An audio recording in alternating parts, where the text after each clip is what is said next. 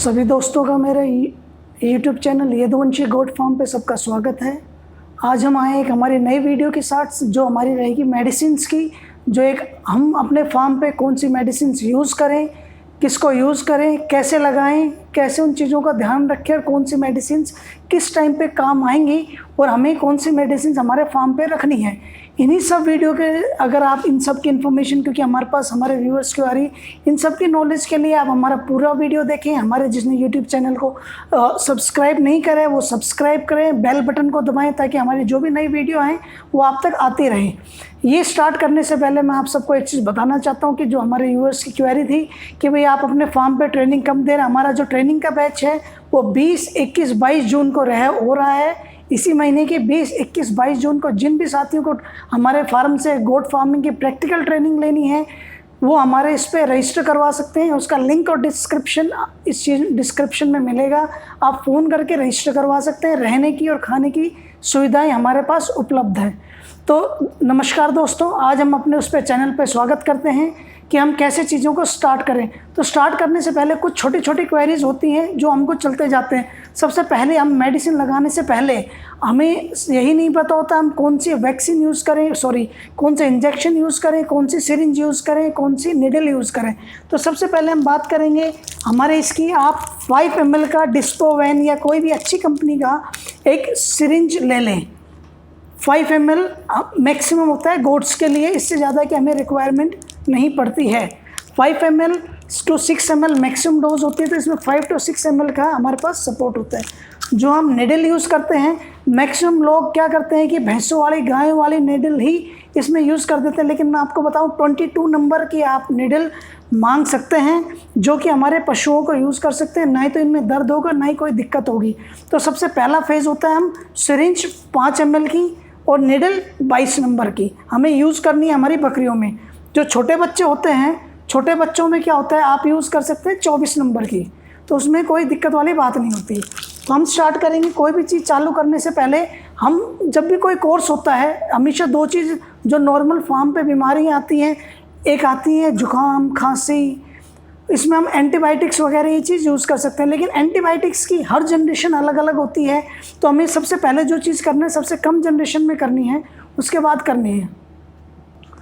तो आप सभी को हम बताएंगे कि क्या होता है कि जब भी कोई फार्म पे जो नॉर्मल बीमारियां आती हैं, खांसी, बुखार, जुकाम, पेट में दर्द, ये सारी बीमारियां आती हैं, तो इन सारी बीमारियों के लिए हम एंटीबायोटिक हमें देनी होती है साथ में वो चीज़ें। तो एंटीबायोटिक की जनरेशन होती है, तो अगर आपने कोई ऊपर हायर जनरेशन यूज़ कर दी तो उसके नीचे वाली जनरेशन काम नहीं करेगी। तो हमें ध्यान रखना है फार्म पे जो भी चीज़ होती है आप बेसिकली सब चीज़ों को आप उसको नॉर्मल ही यूज़ करना है। तो सबसे पहले हम बात करें खांसी, बुखार, जुकाम, टेम्परेचर। तो आप क्या कर सकते हैं, आप अपने फार्म पे एक इंफ्रारेड थर्मोमीटर रख सकते हैं। इंफ्रारेड थर्मोमीटर जो आप उसके 5 सेंटीमीटर, 3 से 5 सेंटीमीटर के बीच में करेंगे तो एग्जैक्ट उसका टेम्परेचर आ जाएगा। तो जो टेम्परेचर आएगा, टेम्परेचर बकरी का टेम्परेचर कितना होता है, बकरी का जो नॉर्मल टेम्परेचर है वो 101 से 102 के बीच में रहेगा। 102 से ऊपर उसे बुखार हो जाता है। तो जब भी आप इसको कान के पास जाके 3 से 5 डिग्री नापेंगे तो एग्जैक्ट टेम्परेचर बताएगा। जैसे मैंने अभी अपना नाप के दिखाया, आप देख पा रहे होंगे, तो ये टेम्परेचर मेरा आ रहा है 97.3। तो इन चीज़ों का ध्यान रखना। सबसे पहला डायग्नोस हमें उसका टेम्परेचर लेना है, उसे जुकाम है, सर्दी है, बुखार है या क्या चीज़ है। तो बुखार के अंदर टेम्परेचर आएगा, सर्दी और जुकाम में उसके नाक बहते हुए दिखेंगे, उन चीज़ों में यूज़ करना है। सबसे पहले जो हमारी दवाइयाँ यूज़ होती थी वो होती थी स्ट्रेप्टोपेनिसिलिन ग्रुप, जिसे हम DCR बोलते हैं। आप देख पा रहे होंगे स्ट्रेप्टोपेनिसिलिन ग्रुप, इसको हम DCR बोलते थे। ये सबसे पुरानी यूज़ होने वाली दवाइयाँ थी। ये ऑलमोस्ट दोनों उसमें नेगेटिव और पॉजिटिव एनायन में काम करती है और ये बहुत ही अच्छे रिजल्ट आए हैं। लेकिन इसको पानी में घोलना पड़ता था, काफ़ी चीज़ें होती थी, तो इसका सॉल्यूशंस हमारे पास कम आया। तो इसके बाद हमने यूज़ करी ऑक्सीटेट्रासाइक्लिन, जिसे टेरामाइसिन भी लोग बोलते हैं, लेकिन इसका नाम होता है ऑक्सीटेट्रासाइक्लिन। अगर आप नाम पढ़ पा रहे होंगे तो शायद थोड़ा सा क्लियर हो पा रहा है कि इसमें आप ऑक्सीटेट्रासाइक्लिन जब इसको आप इंजेक्ट करेंगे, ये मांस में लगती है, तो जब मांस में करेंगे तो बकरी को दर्द होगा, थोड़ा सा चरमराहट होगा, तो वो 1-2 मिनट म्याँ म्यू म्यू करेगी। तो उसके लिए आपको क्या करना होता है, इसको लगाते ही उसको मसल देना है ताकि वो दवाई जल्दी ही उसके में डिज़ोल्व हो जाए। कोई भी दवाई अगर आप देखेंगे तो इसका रूट हमें हमेशा लगा होता है। जैसे जो इसका रूट क्या होता है कि जहाँ पे वो लगनी है इस पर इंट्रामस्कुलर, इंट्रावेनस एंड सबकट यूज़ है। मतलब आप इसको मांस में लगा सकते हैं, नस में लगा सकते हैं और खाल में, चमड़ी में भी लगती है। ये तीनों में दवाई यूज़ होती है, तो इसका बड़े ही ध्यान से चीज़ें यूज़ करनी है। इसी के अंदर बात करें, इस दवाई को आप 12 घंटे के अंदर रिपीट कर सकते हैं। इसके बाद हम बात करते हैं ऑक्सीटेट्रा LA। LA का होता है लॉन्ग एक्टिंग। ये 3 दिन के लिए काम करती है, लगभग 72 घंटे के लिए काम कर सकते हैं। अगर आपको इसको रिपीट करना होता है तो 2 दिन बाद ही रिपीट करें, कम से कम 48 घंटे के बाद।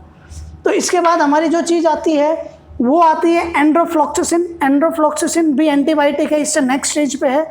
एंड्रो आप नाम पढ़ पा रहे होंगे, ये इससे नेक्स्ट स्टेज पे है। ये हमारे ब्रॉड स्पेक्ट्रम पे काम करता है, तो हम कोशिश करें एंड्रो और ऑक्सीटेट्रासाइक्लिन के बीच में ही कुछ यूज़ करें। फिर हम बात करेंगे सेफ्ट्रिजियोन।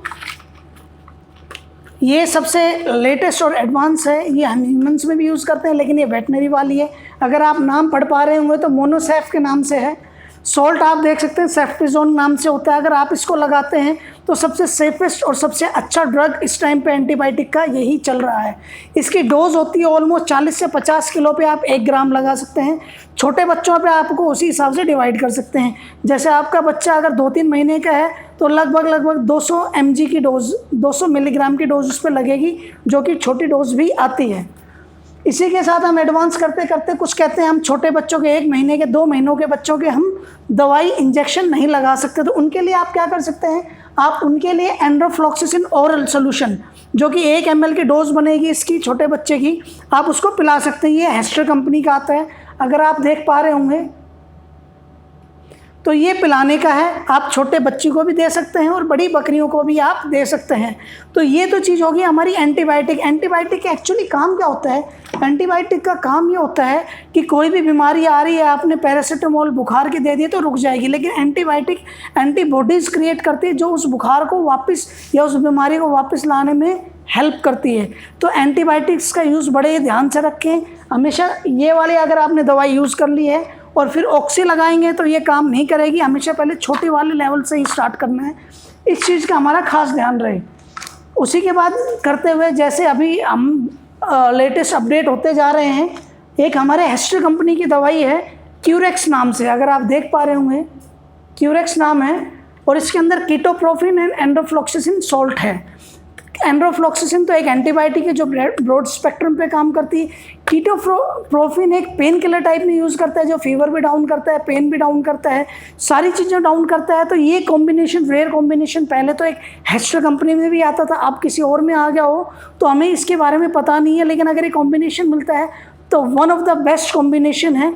दर्द, बुखार, अकड़न जकड़न, बुखार, जो भी चीज़ आती हैं आप इस पर क्यूरेक्स यूज़ कर सकते हैं और आपको इसका एक्सेलेंट रिजल्ट मिलेगा।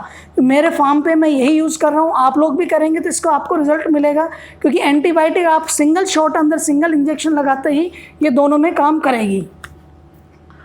एक फिर थोड़ी सी और दिक्कत आती है कि छोटे बच्चों के अंदर दस्त लग जाते हैं, तो दस्त से बहुत ज़्यादा बच्चे मरते हैं, अगर आपने देखा होगा। तो दस्त से बच्चे बचने के लिए हमें क्या करना होता है, हमें ऑफ्लॉक्स प्लस मेट्रोनिडाजोल, आप ये वाली दवाई अगर आप नाम और सॉल्ट पढ़ पा रहे होंगे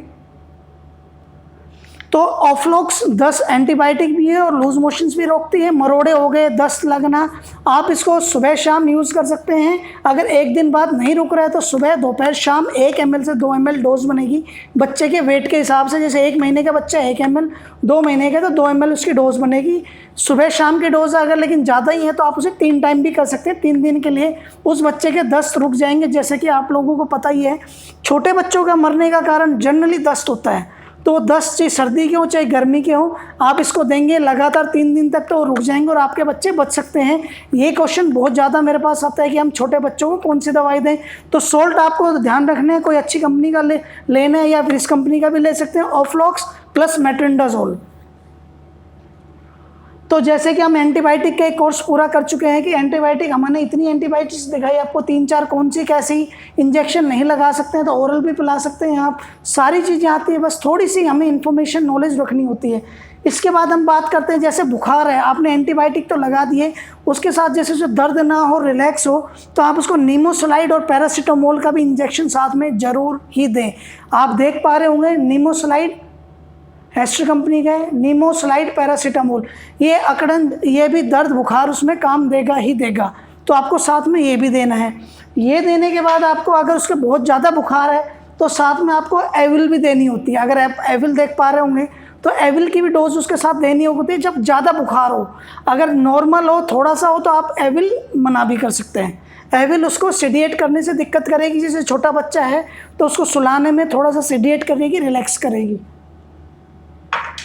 वैसे ही एक दिक्कत और आती है, ये डेक्सामेथासोन है। अगर हम बात करें डेक्सामेथासोन, ये आपको प्रेग्नेंट बकरी को और जो बकरी मिल्किंग पे उनको नहीं देने हैं, नहीं तो बच्चा अबॉर्ट हो सकता है। सब में नहीं होता, लेकिन कुछ सुनने में आया हमारे में कि इनसे अबॉर्ट हो जाता है, तो जो बकरे हों उनको आप डेक्सामेथासोन की डोज दे सकते हैं। इसकी बड़ी बकरी में डोज 2 ml है, इस चीज़ का ध्यान रखें।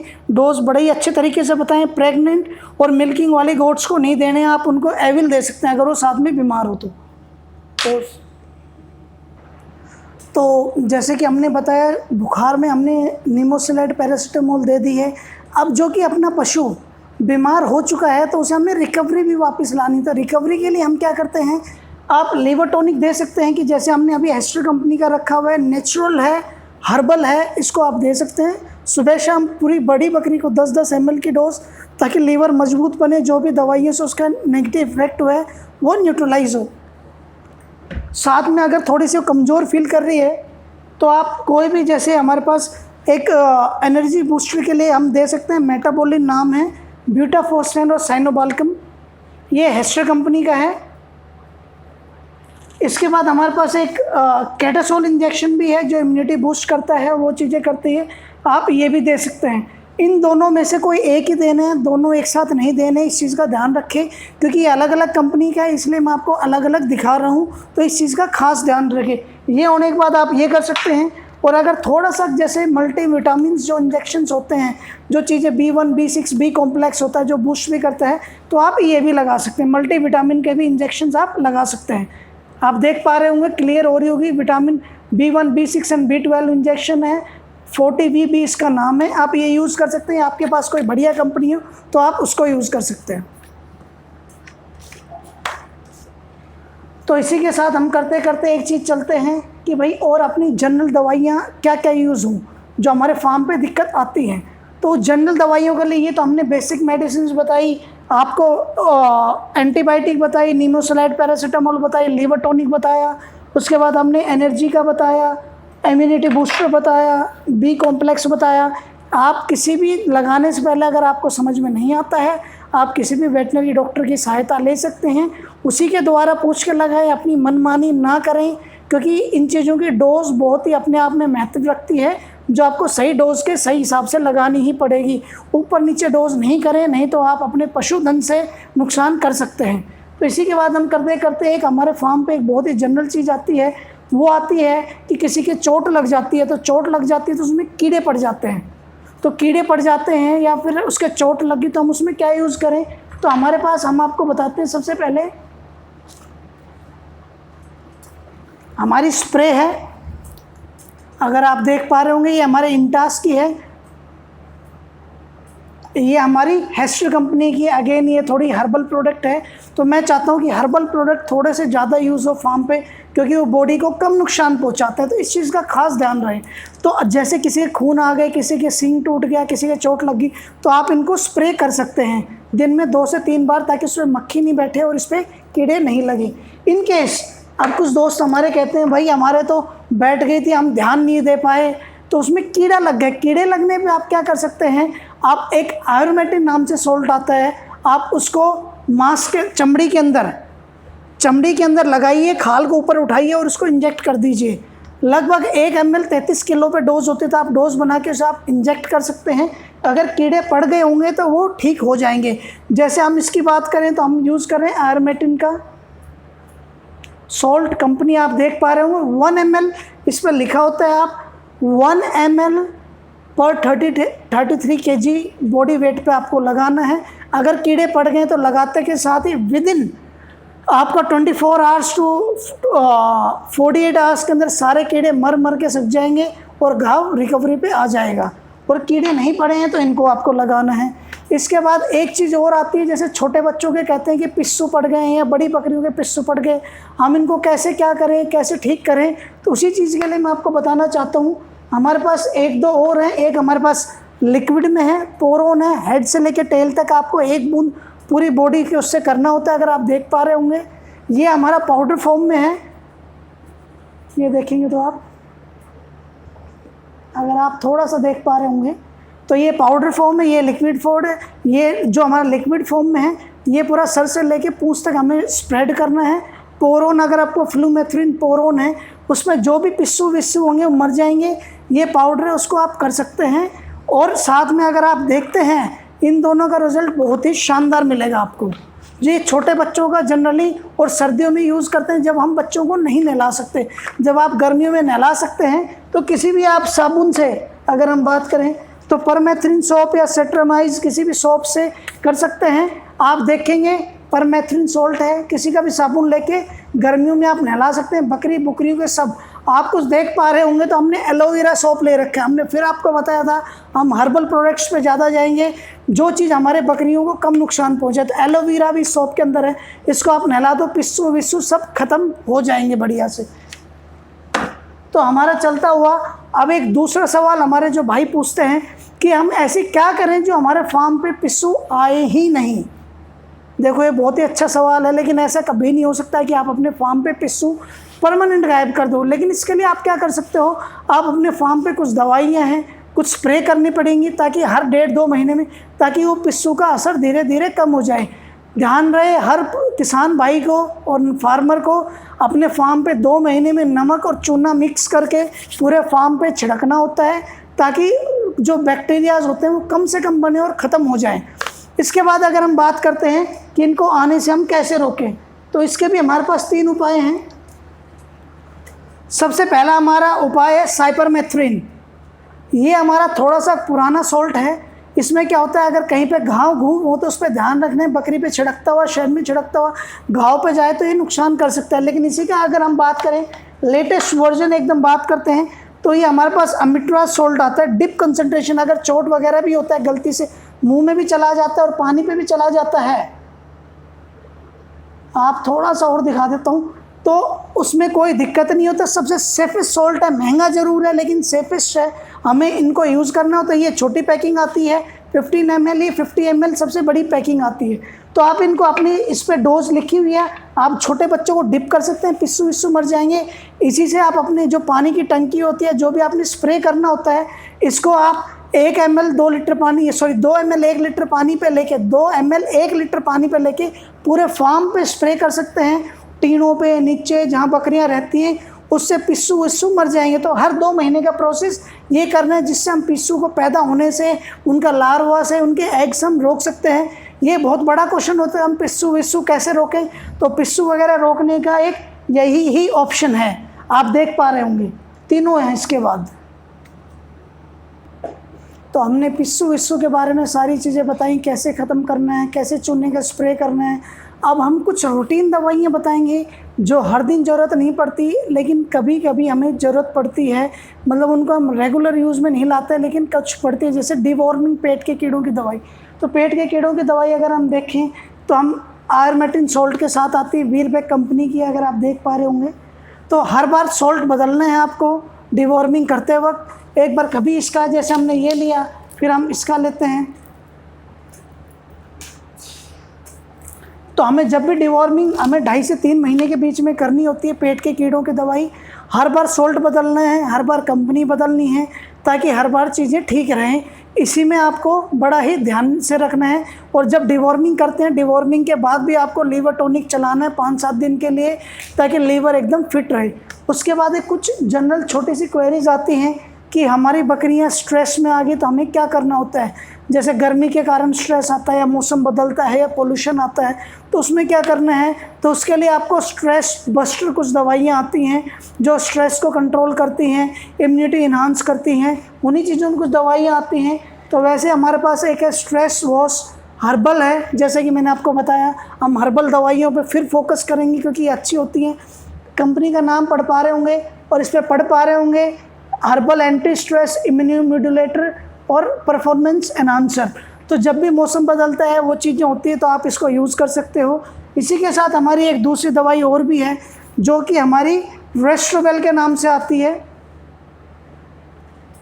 तो इसके अंदर क्या करना होता है, हमें आयुर्वेद की कंपनी है ये जब भी मौसम बदलता है या फिर कुछ दिक्कत आती है या स्ट्रेस में आते इम्यूनिटी बढ़ानी होती है, तो आप इन दवाइयों को आप रेगुलर कम से कम 5 से 7 दिन पिलाएं और आपको खुद रिजल्ट मिलेगा कि ये दवाइयाँ अपने आप काम कर रही है, इम्यूनिटी बढ़ रही है स्ट्रेस में पशु, चाहे वो गर्मी हो, चाहे सर्दी हो, चाहे पोल्यूशन बढ़ रहा हो, चाहे मौसम बदल रहा हो।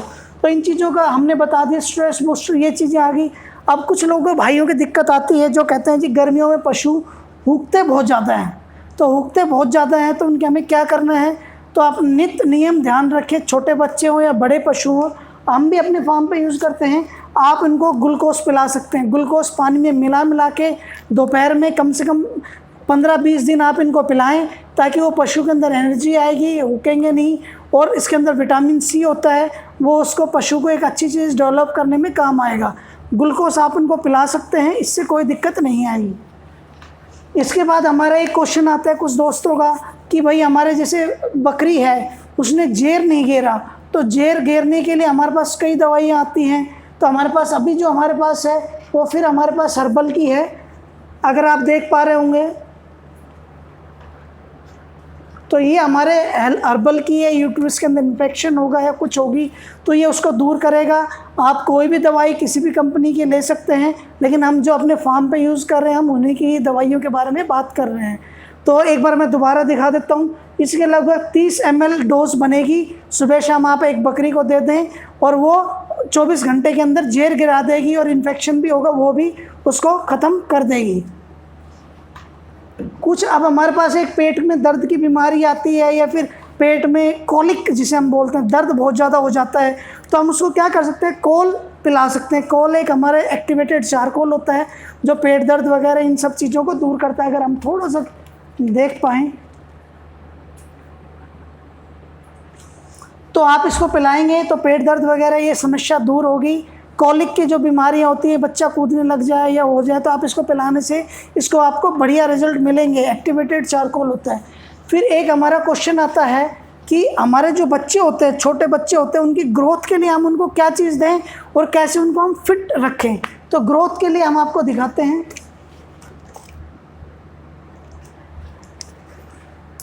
एक मिकोवेट एक्सेल है, ओरल है ये, अगर आप देख पा रहे होंगे तो मिकोवेट एक्सेल और अड्रच ये लिक्विड फील्ड सप्लीमेंट्स हैं जिनको 1 ml से 2 ml डोज बनती है, जिनको आप 1-1.5 महीने 2 महीने लगातार पिलाएंगे तो आपको खुद रिजल्ट आएंगे। आपका बच्चे ज़्यादा हेल्दी रहेंगे और वो बढ़िया ग्रोथ करेंगे ताकि आपको दिखेगा हाँ भाई बच्चे तो दमदार ग्रोथ कर रहे हैं और इनमें सही में रिजल्ट अच्छा है। तो बढ़िया ग्रोथ के लिए आप ये यूज़ कर सकते हैं प्राग्रोक। तो हमने देखेंगे कि हमने जो ये चीज़ें यूज़ कर रखी हैं ग्रोथ के लिए, एंटीबायोटिक्स के लिए, सारी चीज़ें सभी चीज़ों का है। फिर एक पशु अपने जो किसान भाई हैं जो पशु रखते हैं उनको मैं एक चीज़ और बता दूं, जैसे कि बारिश का मौसम आने वाला है तो अगर आप ये देख पा रहे होंगे पोटेशियम परमैंगनेट जो कि लाल दवाई के नाम से प्रसिद्ध है, ये सोल्यूशन आपको 2 लीटर की बोतल में मिलाना है, पूरे पानी में उसको हिलाना है। जहाँ भी आपका पशु का पानी का स्टोर होता है उसमें 5-6 ढक्कन हर सप्ताह डालने हैं ताकि उसके पेट में इन्फेक्शन नहीं बने, उसमें कीड़े मकोड़े नहीं रहे। बारिश के सीज़न में खास ध्यान रखना है। जो बाकी का जो ढक्कन के अलावा जो अपनी 2 लीटर की बोतल में बच गया, तो जैसे बारिश के मौसम में अपने जो FMD आपने बीमारियां सुनी होंगी वो आती हैं, तो उससे आप इनके खुर वगैरह पे डाल सकते हैं ताकि वो बीमारियां हमारे पशुओं में नहीं आए और हमारे पशु बढ़िया रहें। तो ये थोड़ी सी बेसिक दवाइयाँ हैं जो मैंने बताई हैं।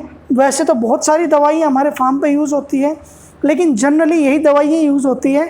तो इनका मैंने आपको बताया। अगर किसी भी व्यूअर्स के पास मेरे या किसी भी दोस्त के पास कोई भी क्वेश्चन हो तो मेरे YouTube channel Yaduvanshi goat farm को जाके पोस्ट कर सकता है। मैं उसका कोशिश करूँगा कि अगले वीडियो में वो चीज़ें बनाऊँ। तो जिसने भी मेरा यूट्यूब चैनल लाइक नहीं करा है, सब्सक्राइब नहीं करे, इसे लाइक सब्सक्राइब कर लें ताकि मैं ऐसी इन्फॉर्मेटिव वीडियो और डालते रहूं। और ये ज़रूर बताएं कि मुझे नेक्स्ट वीडियो किस चीज़ की बनानी है और मैं क्या चीज़ें उसमें कवर करूं। और ध्यान रहे दोस्तों, मेरे यदुवंशी फार्म्स पे 20, 21, 22 जून को प्रैक्टिकल गोट फार्मिंग का 3 दिन का सेशन हो रहा है। सिर्फ 15 बंदे, पहले 15 बंदे लिए जाएंगे। 8-9 बंदे आ चुके हैं। जो पहले 15 बंदे होंगे उन्हीं को लिया जाएगा। यहीं पे हमने होटल में रहने की, खाने की व्यवस्था करी। प्रैक्टिकल गोट फार्मिंग की ट्रेनिंग दी जाएगी ताकि वो सारी चीज़ें सीख सकें। धन्यवाद दोस्तों।